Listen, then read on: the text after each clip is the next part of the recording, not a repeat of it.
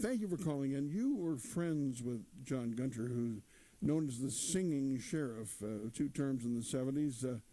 I know he passed last week, and you were close. So tell us about him and how your relationship. You know, when I first time I ever laid eyes on John Gunter, he performed in our elementary school gymnasium, the Singing Sheriff, and he was larger than life to me then. And up to this day, John Gunter, in my mind and heart, still remains larger than life. Yeah. You know, he actually started radio back in the 60s. He did a segment with Gene Swindell on the now defunct WHUT. Back then, the Factory Whistle show. Wow. What kind of a show was that, Brad? Well, it was a regular morning show. Gene Swindell would play music, and then he would have short guest segments on, and then John Gunter would come on and do a segment, and that's where he premiered, I think, Sammy the Duck, who was an alter ego character of his. Yeah. But, you know, John he rose through the ranks at Anderson Police Department and successfully ran as 2-term sheriff, and was collaterally recognized as a very successful entertainer as well.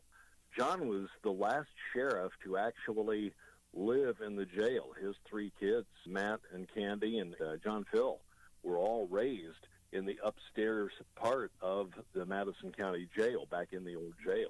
Wow, that's something, isn't it? Sort of like the family quarters of the White House, like the family quarters of the jail. Yeah, and back then is when I really got directly involved. As a teenager, I was one of the explorer cadets on the Madison County Sheriff's Department, and I just started getting a view then for what a real Christian policeman was. John used to say that the ideal police officer was a Christian warrior. Yeah, Sheriff Mellinger said truly a man of God, and he had that spiritual presence. I have not heard a bad word said about the man, Brad. I mean, he seemed to touch everybody. If he had an enemy, it was not known to anyone, and I don't think that he did. I really don't think that he did. You know, John, part of John's charm was his country boy persona that he brought to the table. Mm-hmm. He was proud of being from Moonsville. You know, Moonsville, which is between Anderson and Alexandria.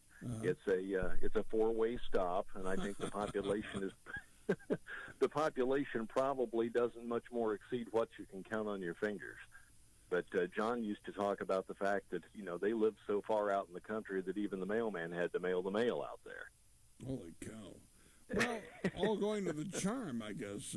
But Sheriff Mellinger did say that even though he was a nice man and definitely a man of faith, he was a tough cookie as sheriff. So, you know, you got to be tough to be a sheriff. He was one of the most physically fit men that I had ever seen in a uniform. He would remind you of Charles Atlas with a badge on. Wow. In the day. And got to tell you about John's wit and humor. It started off as a joke and almost evolved into reality. This was, of course, post-Woodstock. He and Gene Swindell on WHUT were joking about starting the Moonsville Rock Festival, and it took off to the point that they even had Bob Seger booked at that time. Really? Wow. Yeah.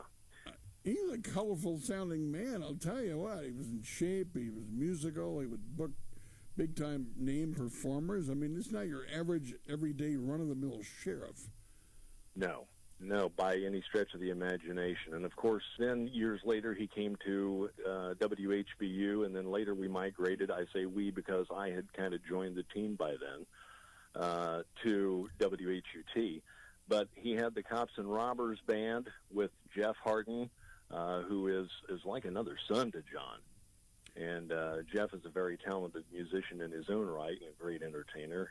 The late Leo Adams, the great Carl Erskine, they were all members of the band. And we did that show and became family in the studio. I bet. Yeah. Did the sheriff play an instrument, or was he just a great singer? Both.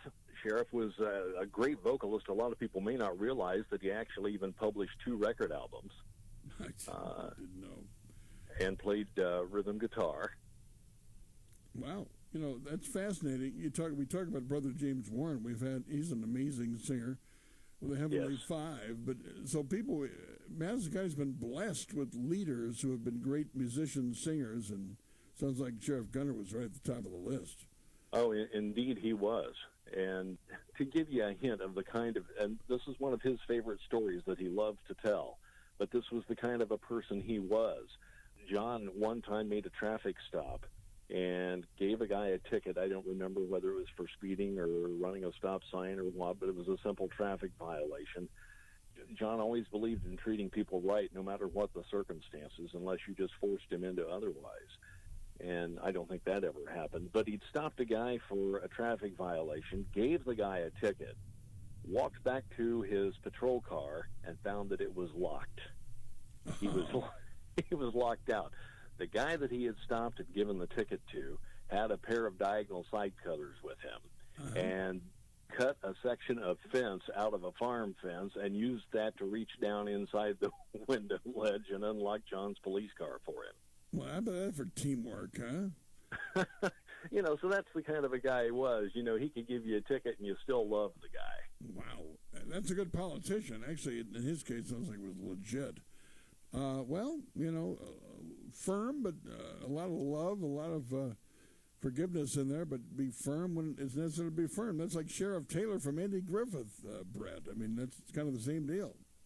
Yeah, that, you know, and maybe they drew the idea from John Gunter. I don't know. They did. Well, going back to the 60s, but in any event, I wonder if he fished, he could go along with Opie. And, of course, as their producer, I would mix the band live in the studio. I was in the control room. They were in a separate studio, and I would mix them live. And with live radio, you know, anything can happen. So well, I won't go into that today, yes. I won't go into a lot of details, but we used to stop at nothing short of just cracking each other up live on the air. Oh, I bet. Well, most mornings it was just John and Jeff and myself, but occasionally a third musician would join us every now and then. But it was a close-knit show, and I think that there was a lot of that relationship that became an important ingredient into the success of the show at the time. Well, that's what you have when you have that kind of energy with multiple talents in the same place. It's going to happen. There's kinetic energy there. You bounce off each other. But you've been around radio for a long time. We hear you on Saturdays often with The Buzz and Kevin Smith, and you continue to be a presence. You took time to call in. I appreciate you doing that, Brett. I wanted to take you on your invitation to pay tribute to a great man. We could go on and on about John Gunter, sure. And he is a legend that will live on, and like I said, remains to this day with not just myself. My relationship with him is unique but not exclusive, and many people view the guy as larger than life. Well, and it went beyond any kind of traditional categories. Scott Mellinger had nothing but praise and admiration for the man, so he went beyond any traditional lines. Anyway, Brett, we thank you very much, and, keep up the good work and fascinating stuff. I sure will. Deepest condolences to his three children and his wife, Carlene, and stepson, Tim. I know that they are going to miss him more than anybody. I'm sure. Thank you. That's well said. John Gunter, a legend, singing sheriff, and close friends with Brett Busby. And we appreciate the time. Thank you, Mitch. All right, you take care. All right, thank you.